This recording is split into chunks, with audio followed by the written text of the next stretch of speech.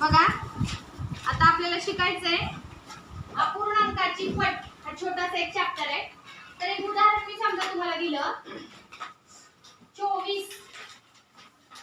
किती 24. आणि तुम्हाला म्हटलं 24 ची पावपट काढा.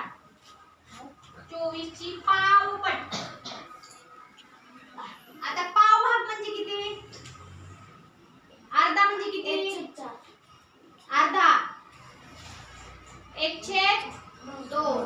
आणि मग पाव भाग म्हणजे 1/4. मग तेच तुम्हाला करायचंय 24 ची 1/4 पट ही अशी काढायची. 24 गुणिले 1/4 करायचं. काय करायचं? 24 गुणिले 1/4. मग कसं करणार आता इथं 24 गुणिले 1/4 म्हणजे त्याचा छेद 1 आहे असं समजायचं. मग काय उत्तर येईल? 24 गुणिले 1. 24 एके 24 आणि 1 गुणिले 4 4. 4 ने 24 ला भागायचं. 4 सक 24. किती आली रे 24 ची पट? मग 24 ची पावपट. मग समजा आता तुम्हाला हे पण कळेल नाही तर 24 चे समान आपण 4 भाग केले समजा तर अर्ध्या भागात किती येतील?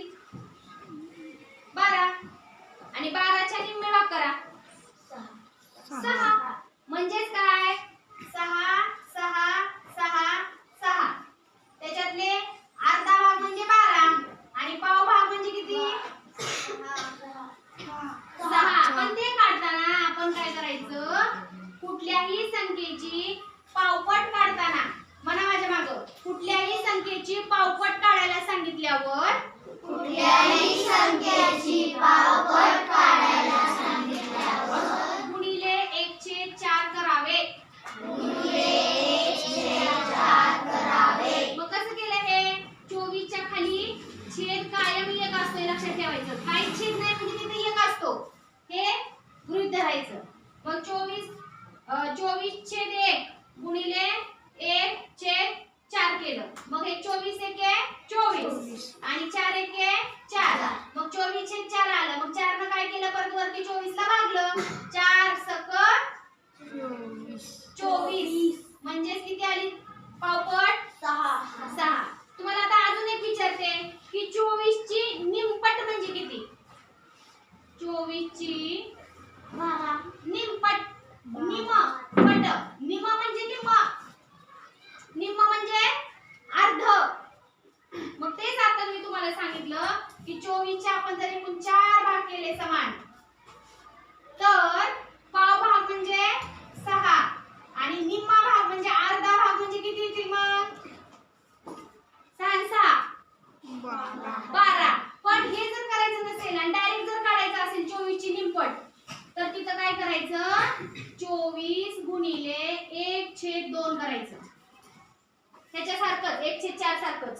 पण 1/4 कधी करायचं? पावपट काढताना. आणि कोणत्याही संख्येची निमपट काढायला लावली तर त्याला गुणिले काय करायचं? 1/2 करायचं. मग कसं करणार आता हे सांगा?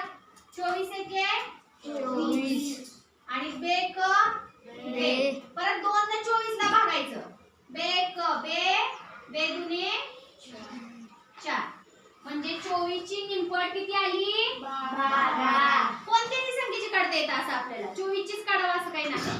24 च्या जागी तुम्ही काय घेऊ शकता? 100 घेऊ शकता, तुम्ही 25 घेऊ शकता, तुम्ही 50 घेऊ शकता, तुम्ही 1000 घेऊ शकता. कोणत्याही संख्येची पावपट काढत असताना 1/4 न गुणायचं. कोणत्याही संख्येची निमपट काढत असताना त्या संख्येला 1/2 न गुणायचं. आता अजून एक आहे बघा पाऊणपट. पाऊण म्हणजे किती रे? 4/3/4. किती? 3/4. मग आता समजा 24 ची मी तुम्हाला म्हणलं पाऊणपट काढा. पाऊणपट काढा 24 ची. तर काय करणार आहे बाळांनो? 24 गुणिले 3/4 आणि हे सोडवायचं. इथे 24 च्या खाली काहीच नाही म्हणजे छेद किती असतो? 1 असतो. मग हा गुणाकार करायचा. 24 त्रिक किती? बरोबर का?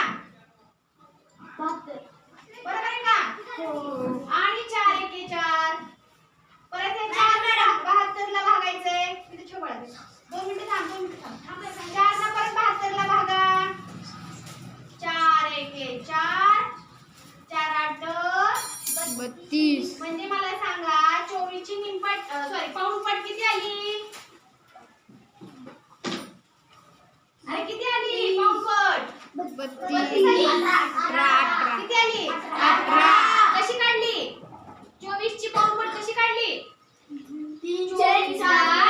24 ला गुणिले 3/4 केलं आणि हा गुणाकार सोडवला 24 3 72 4 1 4 परत 72 भागिले तिथे 4 आहे म्हणून 4 ने काय केलं 72 ला तिथल्या तिथं भागाकार केला आणि इथं उत्तर आलं 18 म्हणजे पावपट काढताना 1/4 न गुणायचं निमपट काढताना 1/2 न गुणायचं आणि पाऊणपट काढताना किती न गुणायचं 3/4 किती जणांना समजलं कुणाला काय अडचण आणि आता एखादा XYZ उदाहरण आहे कोणतीही पट काढायला कोणतीही पट हे तुम्ही दुसऱ्या वर्गात जाऊ दुसऱ्या वर्गात जाऊ 5 मिनिटं दुसऱ्या वर्गात जाऊ उदाहरणार्थ बघा 25 ची 3/5 पट म्हणजे किती सांगा कसं करायचं हा 25 ची 3/5 पट काय करायचं बाळांनो इकडे लक्ष द्या 25 आणि गुणिले 3/5 करायचं मग 25 3 गुणिले 5